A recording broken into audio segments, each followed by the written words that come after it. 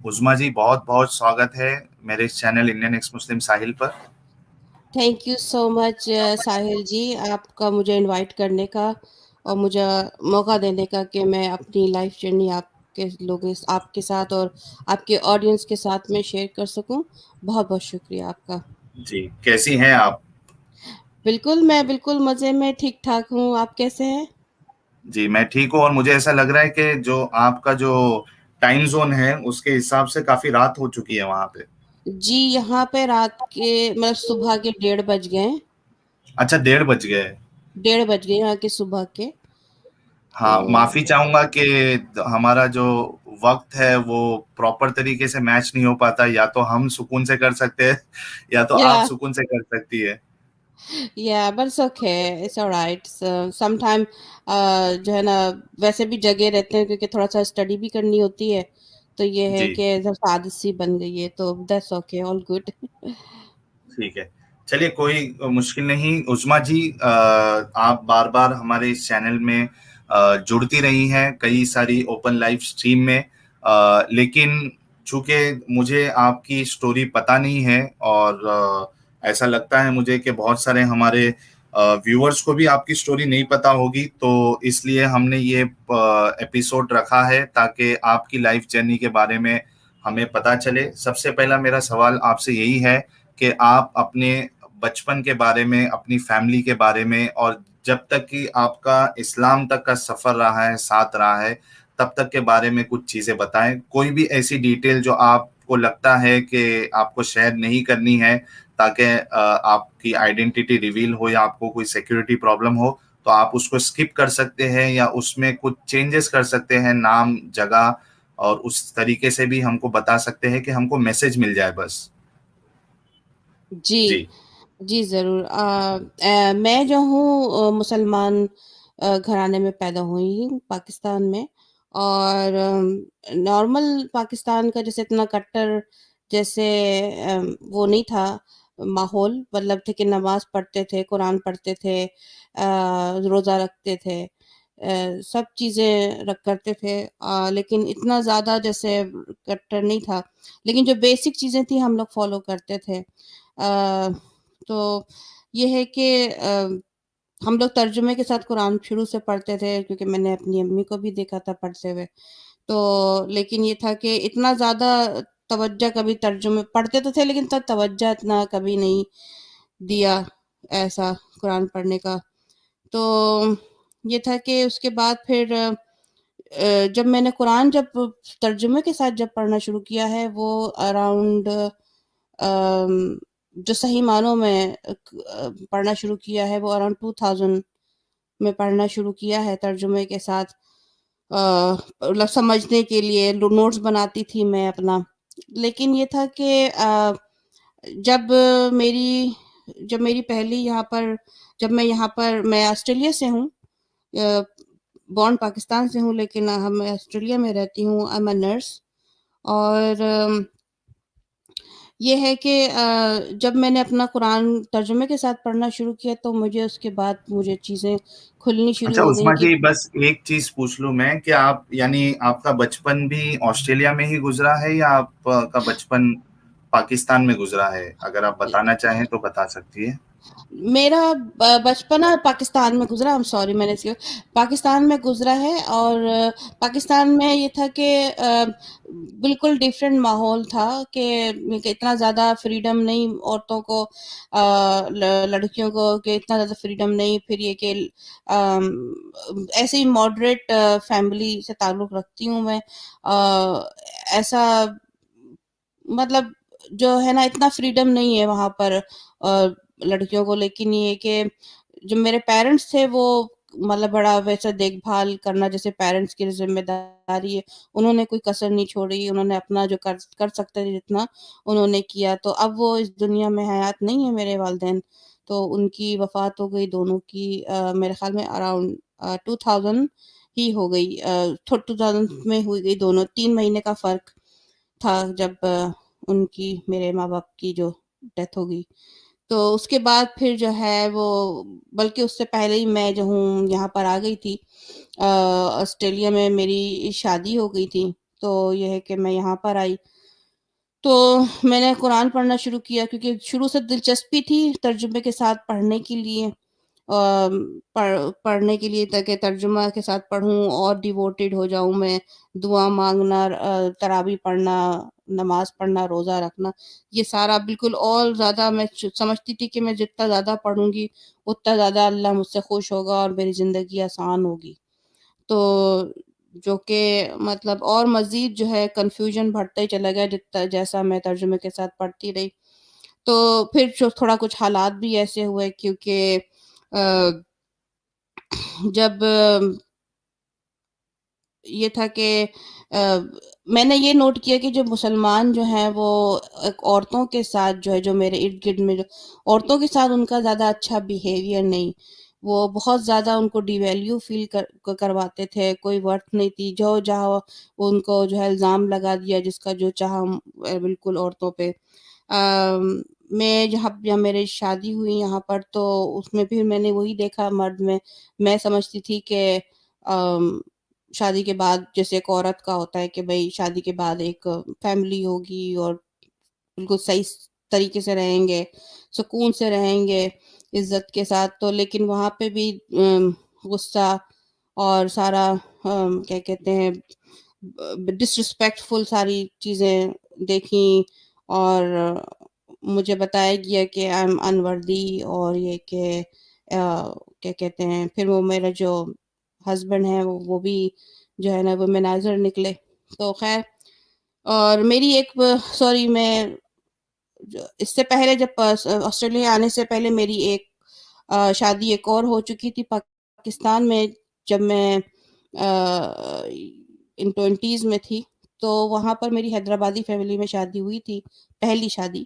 تو وہ زیادہ لاسٹ نہیں رہی کیونکہ وہ ہوا یہ کہ جب میری شادی ہوئی تو وہ لوگ جہیز کا ڈیمانڈ بہت کر رہے تھے. تو جہیز تو میرے والدین نے دیا تھا وہ جتنا کر سکتے تھے. تو اس کے بعد بھی وہ لوگ خوش نہیں تھے. اس کے بعد پھر کیا ہوا کہ ایک دن جو ہے میرا جو ایکس ہسبینڈ تھا وہ کام پہ گیا تو جو مجھے اپنے کمرے کا دروازہ جو بیڈ روم کا دروازہ ہوتا ہے وہ بند کرنے کی اجازت نہیں تھی ساس سسر کی طرف سے کہ تاکہ وہ مجھے دیکھ سکے کہ میں اندر کیا کر رہی ہوں. تو جب میں نے کھانا وانا پکا کے سارا کس گھر کا چیز کا ڈر تھا انہیں، مطلب اس طریقے کی پابندی لگانا، قید رکھنا، یعنی ڈر کیا چیز کا تھا انہیں؟ پتہ نہیں ڈر تھا، بس یہ کہتے کہ ہم تمہیں نظر کرتے رہیں گے تم کیا دیکھو مطلب کہ keep eye on you like you نا کہ کیا کرتی ہو اندر. مطلب ہمارے گھر میں یہ اصول ہے کہ کوئی دروازہ بند نہیں کرتا. تو میں ہمیشہ جو ہے میں نے کبھی ایسا ماحول نہ میں نے اپنے گھر میں کہیں بھی نہیں دیکھا مطلب. اور میں جو نا بالکل ان ایزی فیل کرتی تھی. میں اپنے تھک ہار کے کام کر کر کے گھر کا جب میں آرام کرنے جاتی تھی تو میں اپنا جو لیگ بھی اسٹریچ نہیں کر سکتی تھی کیونکہ مجھے وہ ڈر لگا رہتا تھا کہ کوئی میرے کمرے میں آ نہ جائے تو مجھے کوئی ایسی جیسے نا جب اگر میں سو جاؤں تو کس پوزیشن میں ہوں کیا ہوں مجھے کوئی ایسے دیکھ لے. شرم آتی تھی. اور پھر تہذیب کا بھی تھا کہ بھئی کہ ایسا اچھا نہیں لگتا تھا لیکن مجھے بالکل اجازت نہیں تھی کہ آپ جو نا دروازہ بند کرو، بالکل نہیں تھی، بالکل اسٹرکٹلی مجھے بتا دیا گیا تھا. اچھا عثما جی، میں جب ہماری ڈسکشن شروع رہے تو میں سپر چیٹ یا سٹیکر بھی لے لوں تاکہ تو وہ مس جی نہیں ہو جائے، چلے گا نا؟ جی آپ کو کوئی ایشو تو نہیں؟ جی نو نو نو بالکل بالکل. جی، تو پرشانت یادو جی نے 200 روپیز کا سپر سٹیکر بھیجا ہے، تھینکس اے لاٹ. اور اس سے پہلے ہمارے جے پرکاش سنگھ جی نے $1.99 کا کنٹریبیوشن کیا ہے. Thanks a lot Jai Prakash ji, good work, keep it up. جی، تو آپ نے جس طریقے سے بتایا کہ جو ایک فیمیل ہوتی ہے اگر اس کا کمرہ ہے تو پریویسی کی بھی بہت زیادہ ضرورت ہوتی ہے. یعنی جی گھر میں کئی سارے لوگ ہوتے ہیں، سسر ہوتا ہے اور دیور ہو سکتے ہیں، باقی لوگ بھی ہو سکتے ہیں. تو اس طریقے کی اگر کوئی شرطیں منوائے کہ گھر میں آپ دروازہ بند نہیں کر سکتی ہے تو وہ پریویسی کیسا ہوگا؟ اور وہ خود ایک فیمیل ہے، اگر آپ کی ساس آپ کو یہ قانون لگا رہی ہے تو وہ خود بھی ایک فیمیل ہے، ان کو تو پتا ہونا چاہیے کہ پریویسی کیا ہوتی ہے. خاص کر کے جو فیمیلز ہیں ان کے لیے کپڑے کا مسئلہ ہوتا ہے سوتے وقت.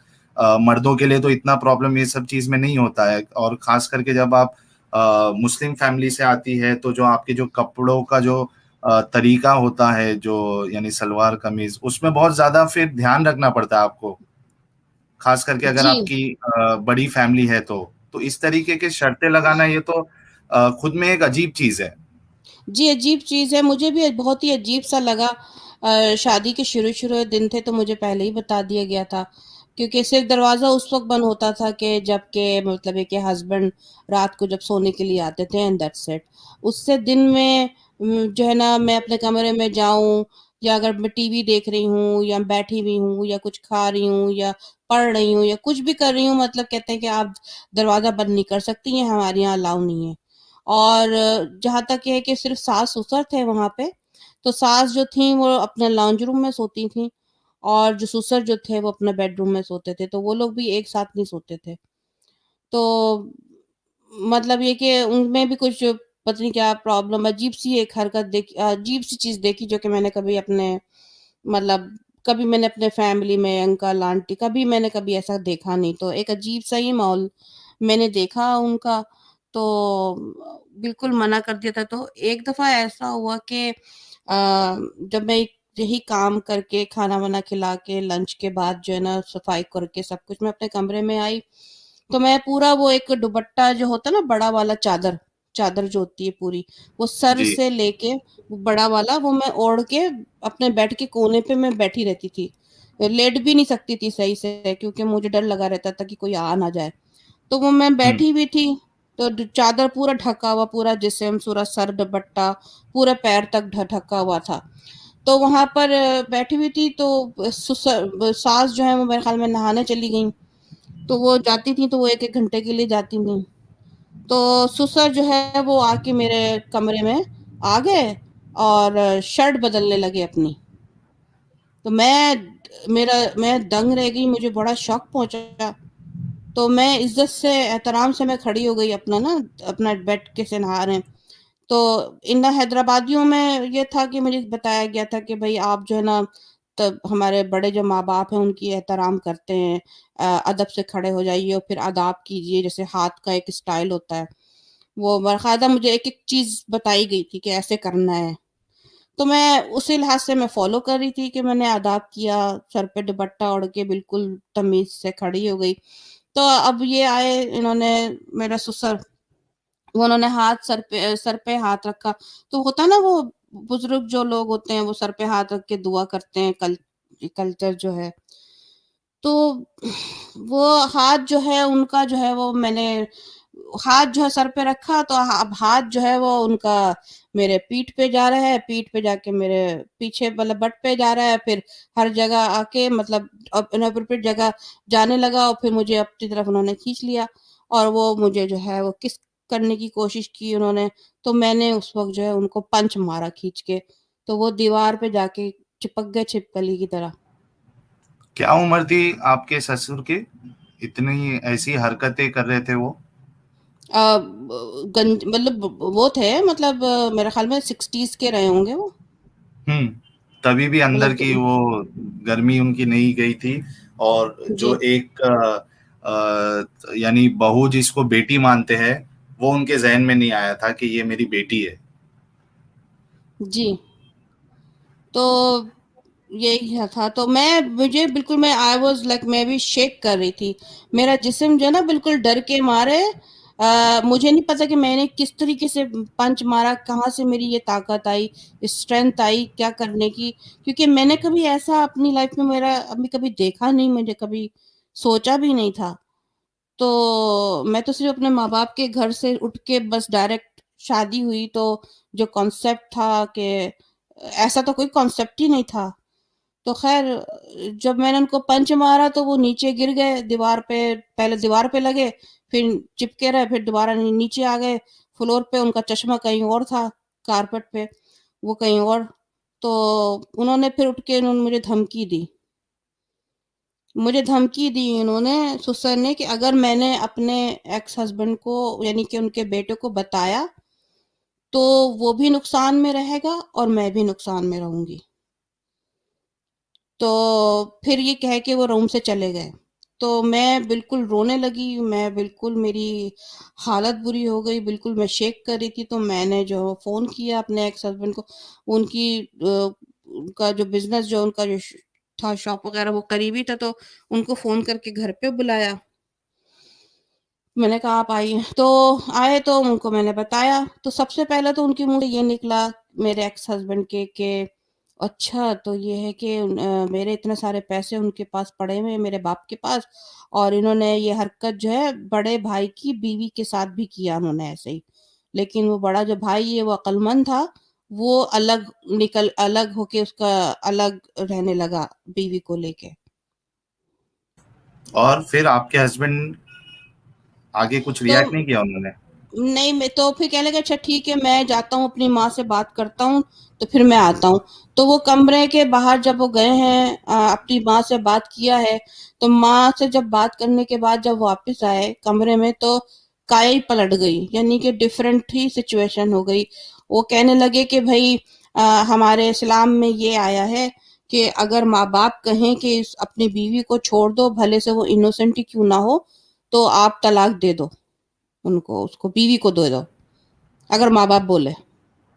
اچھا، مطلب غلطی ان کی اور نوبت طلاق تک آ گئی.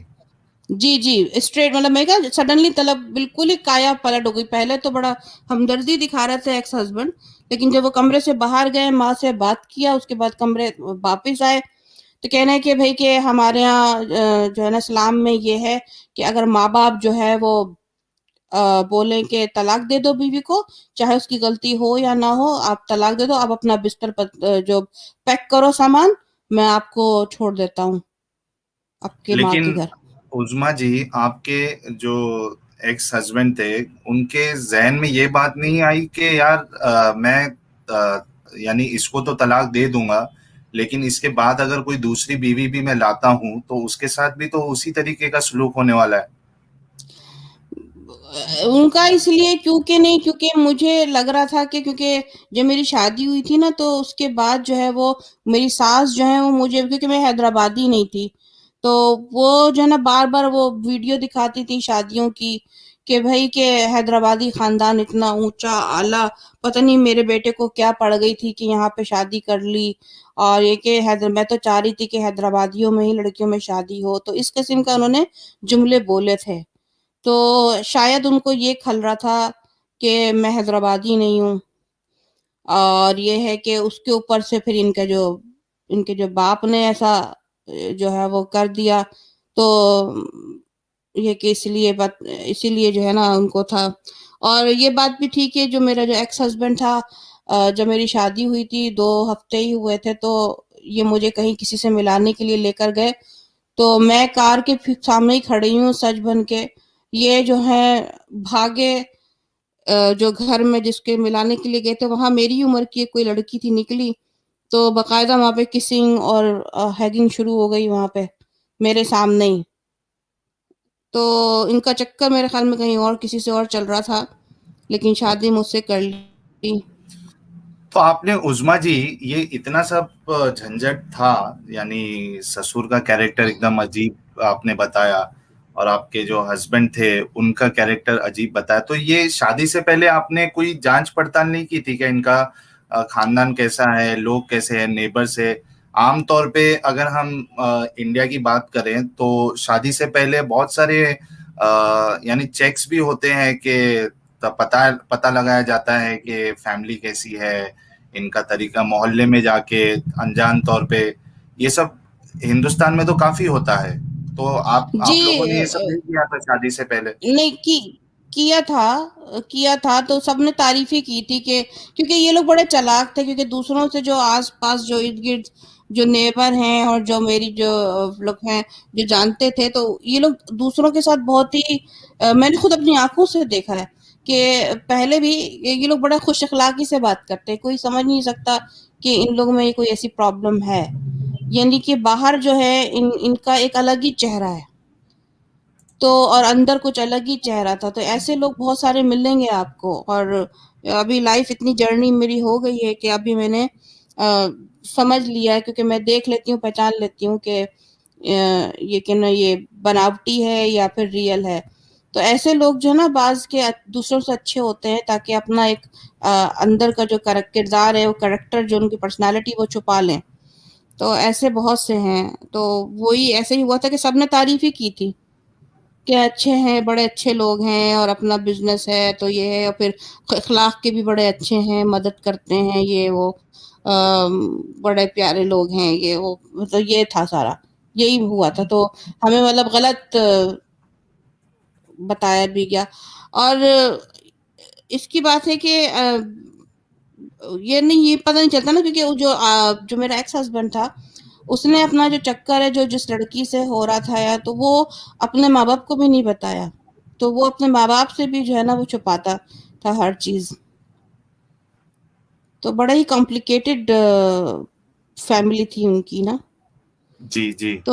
تو خیر میں جو ہوں گھر پر آ گئی تو میں نے اپنے فیملی کو بتایا. تو انہوں نے ٹرائی کیا کہ بھائی کچھ کیا، لیکن یہ تھا فیصلہ یہ ہوا کہ بھائی وہ لوگ جو چاہ رہے تھے کہ لٹکا کے رکھے نا مجھے، کہ ڈیورس نہ دیں، وہ لٹکا ہاں کے یہ بھی رکھیں. ایک بہت بڑا مسئلہ رہتا ہے مسلم فیملیز میں. جی.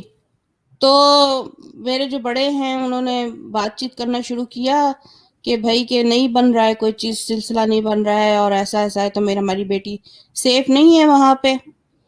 تو لیکن پھر بھی وہ لوگ جو ہے نا بڑے اکڑ میں، اور حالانکہ چوری اوپر سے سینہ زوری والا جو ایک ہوتا ہے نا پرسنال ایکٹنگ، وہ ساری جو انہوں نے کیا.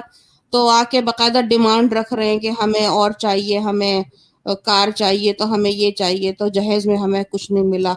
تو پھر جو ہے نا ایسی ٹالا مٹولی کرنے لگے نا، اور ڈیمانڈ بڑھا دیتے ہیں کہ ہم اس وقت لڑکی لے کے جائیں گے اپنے گھر تو ہمیں کچھ اور دو، مطلب کچھ اور چاہیے ان کو نا. تو میں نے منع کر دیا اور مجھ سے پوچھا گیا، میں نے کہا میں نہیں، میرا پیسوں کی بات نہیں، میں اتنا دے دیا. اور پھر یہ کہ غلطی ان کی ہے، ان کے میرے سسر کی ہے، انہوں نے میرے ساتھ ایسا کیوں سلوک کیا، کیونکہ میں تو بیٹی کی طرح، ان کو تو مجھے بیٹی کی طرح سلوک کرنا چاہیے تھا، اور میں تو اپنے آپ کو سیو نہیں سمجھتی. تو خیر یہ ہوا کہ میں نے خلا لے لی. پھر میں نے خلا لے لی، اور یہ تھا کہ پھر میں اپنے والد کے پاس سعودی عرب چلی گئی. وہاں پہ میں رہی ہوں اپنے والد کے ساتھ. باقی کی جو 1.5 سال ہے میں وہاں رہی ہوں اپنے والد کے ساتھ. میں نے رہی ہوں وہاں پر. میرے والد نے مجھے مطلب باقاعدہ پریشان تھے وہ بھی، ظاہر بات ہے. تو وہ کہتے تھے کہ بھئی تم کیا کرو گی، پڑھو گی، کیا کرنا ہے. تو میں نے ان کو بولا اپنا کہ مجھے پڑھنا ہے، انڈیپینڈنٹ وومن بننا ہے. I don't wanna rely on any man or anybody. تو پھر جو ہے وہاں سے پھر میرے جو والد ہیں انہوں نے مجھے جو ہے یہاں آسٹریلیا میں پڑھنے کے لیے بھیجا. اور یہ ہے کہ بس اس کے بعد سے پھر میں یہاں پر پڑھ رہی ہوں تھی. یہ خلا کیا ہوتا ہے؟ چلبل ہاں پانڈے اس پوچھ کے رہے ہیں. بارے میں تھوڑا آپ بتا دیجئے کہ کیا ہوتا ہے تاکہ لوگوں کو بھی پتا چلے جی کھلا کیا ہوتا ہے. جی یہ خلا وہ ہوتا ہے کہ جو لڑکی لیتی ہے، جب مرد کی طرف سے جو ہوتا ہے وہ ڈیورس ہوتا ہے. خلا وہ ہوتا ہے کہ جب وہ لڑکی لیتی ہے ڈیورس، اس کو خلا بولتے ہیں، علیحدگی. لیکن اس میں یہ ہوتا ہے کہ اس لڑکی کو کچھ جو جائیداد وغیرہ میں یا کوئی ایسی چیزوں میں ملتا نہیں ہے کچھ. شی لاسٹ لائک اس کو کچھ نہیں ملتا. اس کو جو دیا بھی جاتا ہے گفٹ وغیرہ وہ لے لیا جاتا ہے، یعنی کہ نا، کیونکہ مجھ سے بھی لے لیا گیا تھا جو زیورات جو چیزیں مجھے دی گئی تھی نا گفٹ میں سسرال کی طرف سے، وہ سارا مجھ سے جی لے لیا، جی جی. مانگ لیا. تو خلا میں یہی ہوتا ہے کہ لڑکی کا اچھا اس کوئی میں رائٹ. اور ایک چیز بھی ہے عظما جی کہ طلاق جو ہے وہ تو مرد جو ہے اگر پروناؤنس بھی کر دے تو طلاق ہو جاتا ہے، لیکن اگر کھلا لینا ہے تو آپ کو باقاعدہ قاضی کے پاس جانا پڑے گا، اپنی بات بتانی پڑے گی، اس کے بعد پھر آپ کو کھلا ملے گا. اسی طریقے سے آپ کے ساتھ ہوا تھا کیا؟ جی سارا پروسیس ویسے ہی ہوا تھا، لیندی تھا کافی. ایسا ہوں نہیں ہے کہ بالکل فوراً ہو جائے، لیکن وہی پیپر ورک ہوتا ہے، قاضی ہوتا ہے، سارا لیگل سسٹم ہوتا ہے، سارا پیپر ورک، سارا سگنیچرز وغیرہ ساری سب چیزیں ہوتی ہیں. تو وہی ہوا سارا سسٹم میرے ساتھ بھی، سارا پروسیجر ہوا.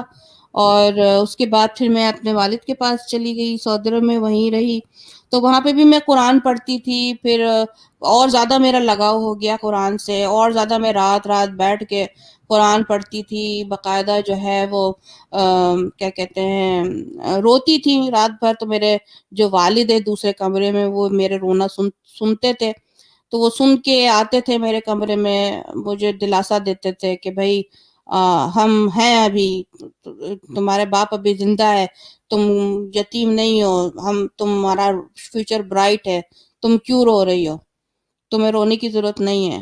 تو وہ مجھے بہت دلاسا دیتے تھے کہ تم ہم پہ برڈن نہیں ہو، تم ہماری بیٹی ہو، سر آنکھوں پہ، تمہیں کچھ نہیں ہوا، تم اس کی فکر نہ کرو، ہم ہیں تمہاری، زندہ ہیں ہم تمہاری لک آفٹر کریں گے، ہم زندہ ہیں. تو بہت زیادہ مجھے نا، بہت زیادہ سپورٹ مجھے میرے والد صاحب نے مجھے بہت سپورٹ دیا. ان کے پاس میں رہی تو پھر انہوں نے پھر آہستہ آہستہ جو ہے مجھ سے پھر پوچھا کہ بھئی اب تمہارا کیا فیوچر کا کیا ارادہ ہے، کیا کرنا ہے، بتاؤ، ہم تمہاری کیا مدد کر سکتے، تم کیا چاہتی ہو. تو پھر میں نے ان کو بتایا کہ میں پڑھنا چاہتی ہوں، میں اپنا انڈیپینڈنٹ بننا چاہتی ہوں، اور میں پاکستان میں دوبارہ نہیں جانا چاہتی، کیونکہ پتہ ہے کہ وہاں پر جو ہے نا کیا حال ہوتا ہے، ڈیورسی جو عورتیں ہوتی ہیں ان کا کیا حشر کرتے ہیں، ان کو ہر کسٹم رواج ریچول میں ان کو پیچھے رکھا جاتا ہے، ان کی کوئی ویلیو نہیں ہوتی ہے، ان کو سب جو ہے وہ خراب نظر سے دیکھتے ہیں، خراب نظر سے دیکھنے لگتے ہیں، کہ مطلب یہ کہ اتنا ویلیو نہیں ہے. ویسے ہی جب تک کہ پاکستان کا تو نیچر آپ کو یہ پتا ہے نا، ہمارے کلچر میں، کہ جب تک کہ آپ کے برابر میں سائڈ میں کوئی مرد نہیں کھڑا ہو، عورت کی کوئی ویلیو نہیں ہوتا ہے، عورت کو کوئی پوچھتا بھی نہیں. جب آ کر کوئی ہسبینڈ کے ساتھ کوئی جا رہا ہوتا ہے اور عورت ہوتی ہے، تو وہ اس کا پھر بھی ایک الگ ہی ایک لوگوں کا ایٹیٹیوڈ چینج ہو جاتا ہے. اگر آپ کوئی سنگل وومن ہو یا ڈیورسی ہو، ڈیورس عورت ہو ڈیورسی عورت ہو، تو اس کا ساتھ جو ہے نا لوگوں کا آپ دیں گے، وہاں پہ ایٹیٹیوڈ ہی چینج ہو جاتا ہے ان کا، بالکل لگتا ہے کہ ایسا کوئی چھوت کی بیماری ہوگی، ایسا لگتا ہے نا کہ بالکل کوئی ویلیو ہی نہیں ہوتی ہے.